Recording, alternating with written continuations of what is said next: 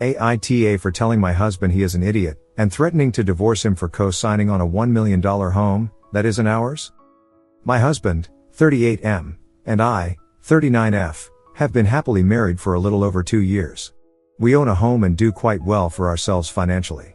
He generally maintains the finances for our family. My husband's mother and sister live a few hours away, and I have always felt they were very abusive towards him. They speak down to him, disrespect him, and essentially make him feel as if it's his responsibility to clean up their financial mishaps and their poor choices. Now to the AITA part. My husband's sister and mother have been renting a home from another family member well under market value, at least $3,000 less than what it would rent for now. The owner/family member has decided to sell the home. Mind you, it has been trashed and not maintained by the sister and mother.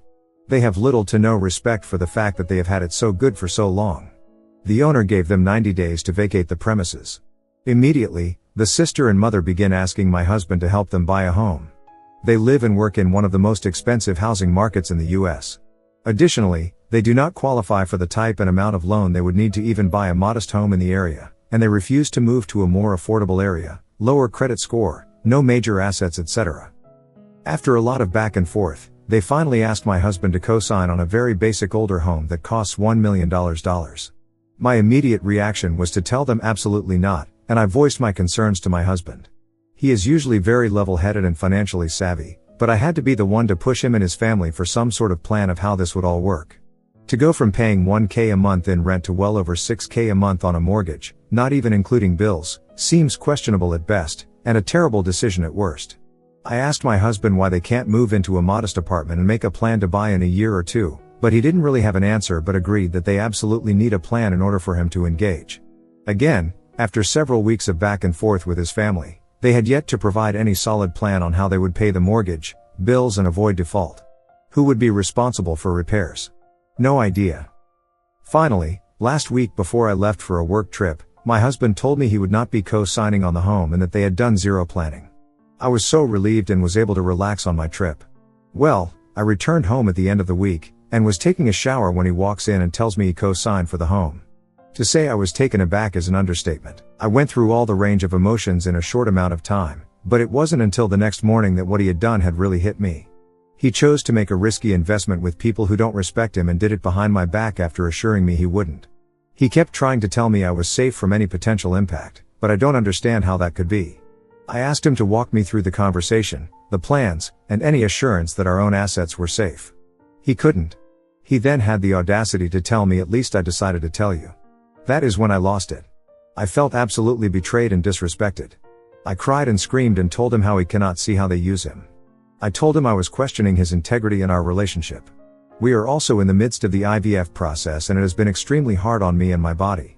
I told him I didn't think he deserved to be the father of my children, and if we did have children, his family would have limited contact and not allowed around my children.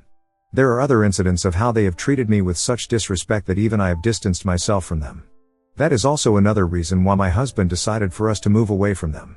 Back to the subject, at first he was remorseful, but then he got defensive of his family, even though myself and many others have tried to how him how abusive they are. I told him if he wanted any chance of making our relationship right, he was to immediately work with his mother and sister to write a contract that he had majority ownership in the home so that if they continued to make poor decisions and default, he could sell the house. Well, to no one's surprise, his family would not agree to these terms because they believe living there is enough to solidify it's theirs. For the last 3 days, I have asked over and over again why he made this drastic decision without a plan. My friends agree that this is a divorce-worthy offense, but the reality is besides this, we have a wonderful life together and I love him dearly. So Reddit, AITA for calling my husband stupid and threatening divorce over co-signing the loan? Some additional details for anyone interested. His sister is actually older than him. He has managed to keep his financial success fairly well hidden from his family, but due to the co-sign process, they now know exactly what assets he has and I am certain they will expect more from him. Before asking my husband to co-sign, they didn't even attempt to take out the loan for the home on their own. I assume they expect that having him on the loan will give them carte blanche on destroying the home or defaulting on the loan because he will pay in order not to fuck up his own credit and assets. His family does not care for me and are likely jealous at the life I have with my husband and how they get less from him. Though my husband maintains the finances, we bring in roughly the same in income, so this is not a case of my husband having full control over financial choices. Top comment. NTA. He has just committed you and your family, consisting right now of you and your husband, to a $1 million debt and an asset he has absolutely no ownership stake in. This is not an investment. It's assuming the responsibility of paying for their house. It's grossly irresponsible on his part, and here is the worst part. Your husband has incurred a debt. In many states, California and New York included, and I'm assuming from this description the home, and therefore the debt, is in California or New York. Debt is a community property. If you go out and finance a car, your husband is responsible for half that debt, whether he signed on the dotted line or not. Put another way, if your husband dropped dead tomorrow, you would still be on the hook for that mortgage. This was an historically bad decision on his part. You need to be contacting an attorney to protect yourself, to say absolutely nothing of any community property assets you and your husband own.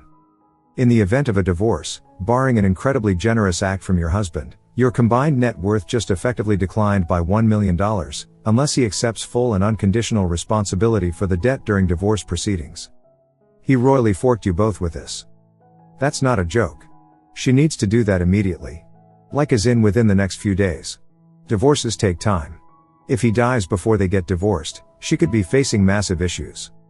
OP should probably go with $2 million, minimum.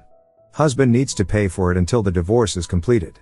And take all debt liability during the divorce. Hopefully he doesn't grow a spine during the divorce proceedings. They absolutely will default on the loan. Husband absolutely will be on the hook for an asset he has no ownership of. Husband absolutely will be on the hook for an asset he has no ownership of. The husband and OP are on the hook for this community debt he has brought into the marriage, as soon as the loan closes, for an asset neither he nor she will have ownership of. OP should absolutely be getting life insurance on her husband, but also she should investigate this loan and whether it has already closed, and if not, make sure that it never closes.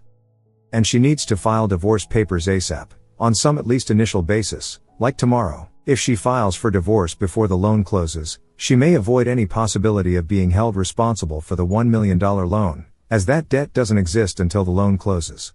Her filing for divorce before the debt even exists, may significantly increase the probability of it never being included in the marital estate, even if the loan closes before the divorce is granted. People who incur unnecessary debt during the pendency of a divorce proceeding, will find it very difficult to make it a community marital obligation. Also, her filing for divorce would prevent the loan from closing, if she can discover who the loan originator is and serve/notify them. Since OP says he handles all the bills, I worry that OP has a rude awakening about other debt the husband has incurred. The debt and assets are community property. I would minimally get an attorney and sit down for some financial planning and a post-nuptial agreement. OP needs a full picture of their current assets and debt and needs a legal document saying if they divorce she's not responsible for this mess. 100% agree with others on getting a life insurance policy that covers the cost of this decision he took on his own. Stop the IVF until you can get a fully financial picture because that's costly and locks OP in. Who is responsible for property taxes and mortgage insurance? Add that cost onto this high mortgage they can't afford. And if they let it go into disrepair, good luck keeping the insurance. NTA, I would 100% file for divorce and get a lawyer.